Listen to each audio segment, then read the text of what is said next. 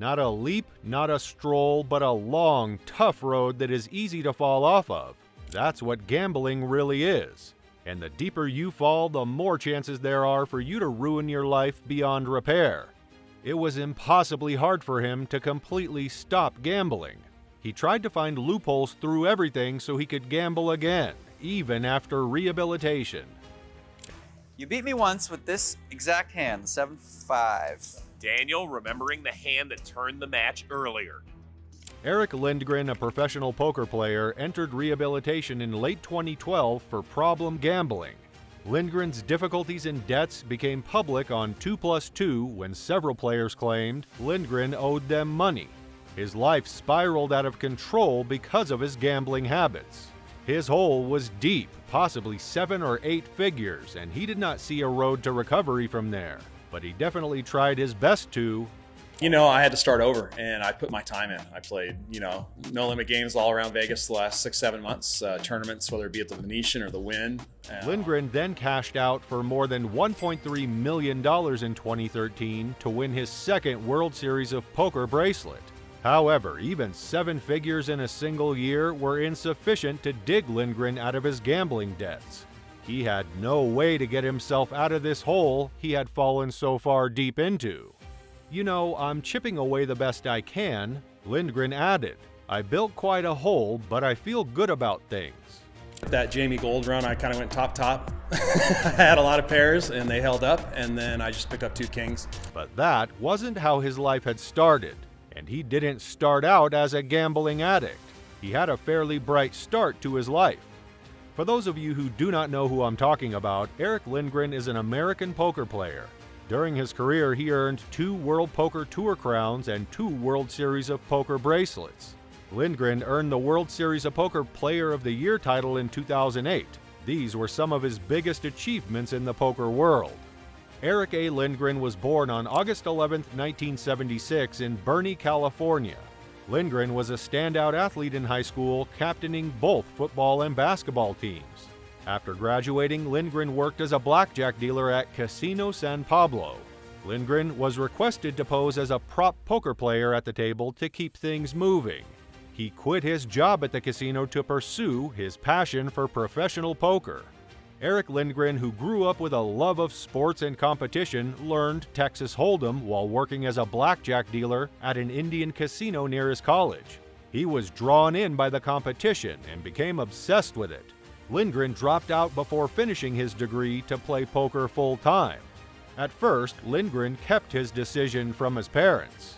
The more Erick played, the better he became. He accepted a job as a proposition player at a casino in California. While not propping, Lindgren spent practically every waking hour online. He advanced quickly and after a few years realized that going to Las Vegas was the next logical step. He did exactly that in 2002, and he hit the Las Vegas poker scene. Lindgren succeeded at the Bellagio 5-Diamond World Poker Classic in December 2002. He won again just under a year later, this time at the WPT's Ultimate Poker Classic. In 2005, Erick enjoyed another fantastic year on the felt. He finished second in a WSOP circuit event in Atlantic City and advanced to the final table in the LA Poker Classic.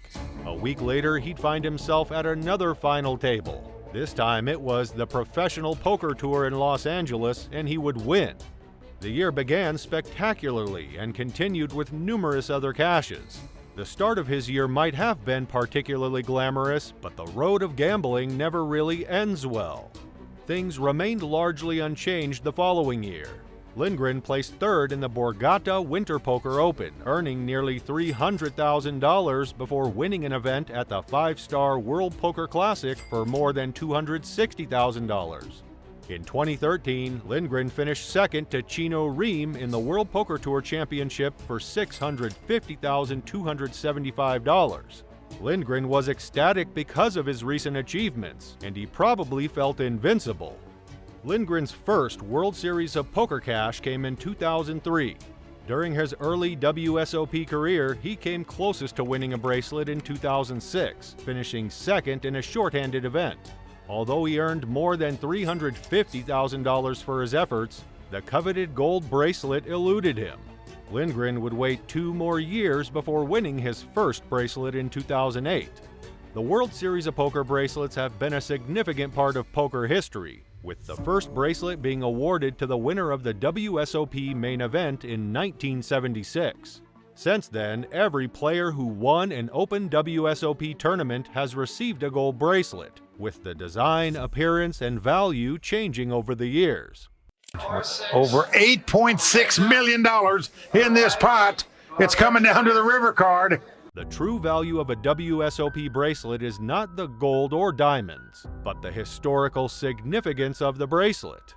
Winning his first bracelet appeared to mean everything to Lindgren, as he won the mixed hold'em title and nearly $375,000 in prize money at the 2008 World Series of Poker. But that wasn't all he accomplished. Lindgren won 5 events that year, including 3rd place in the prestigious $50,000 Horse Championship.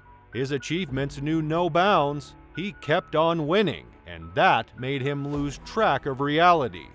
Lindgren received the WSOP Player of the Year award that year due to his outstanding results.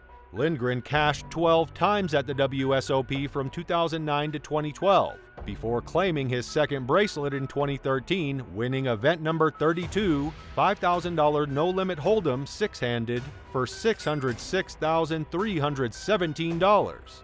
Lindgren's gambling addiction reached a breaking point in March 2012. Struggling under the weight of his insatiable appetite for risk, he found himself ensnared in the suffocating clutches of financial ruin. Struggling to pay off his fantasy football bets, he found himself owing millions to Full Tilt Poker. To fuel his habit, he took out loans, sinking deeper into debt. Finally, acknowledging the seriousness of his addiction, he sought professional help to turn his life around.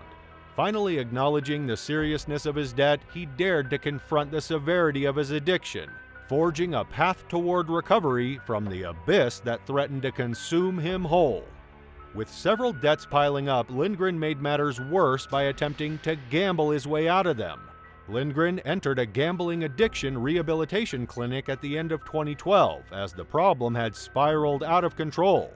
Of course, as a professional poker player, gambling remains at the heart of Lindgren's chosen profession, and Lindgren has been on the grind since the beginning of 2013. Lindgren married fellow poker player Erica Schonenberg in June 2011, but the two separated in 2014.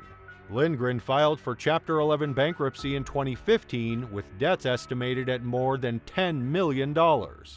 During his rehab experience, he realized how much grip gambling had over his life and how careless he had been with his finances. He could barely manage to get through his days, and it became uncontrollably hard for him to take care of his daily expenses. The doctors advised him to separate his gambling from his personal life, making it acceptable to walk away from a bet.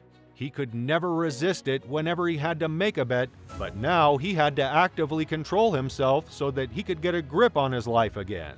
If he did not pull back his gambling habit, he would have to live the rest of his life on scraps. And who wants to live like that? It was impossibly hard for him to completely stop gambling. He tried to find loopholes through everything so he could gamble again, even after rehabilitation. Although he was advised to stop gambling, he believes that playing poker is the only way he can repay those that he has hurt. He told journalists, "I don't want to stop my profession, I just want to get better at it. I want to stay in full control, which means not gambling wildly, not going beyond my bankroll, and gambling with other people's money. I want to gamble the right way and do my profession as well as I can." Erick Lindgren's story is far from over, as the 43-year-old continues to grind it out with infrequent appearances on the mid-stakes tournament circuit. Lindgren remains a tournament competitor, and it seems he's not ready to leave this part of his life behind. Lindgren's wife, Erica, and 5-year-old son, Jake, push him to overcome his addiction.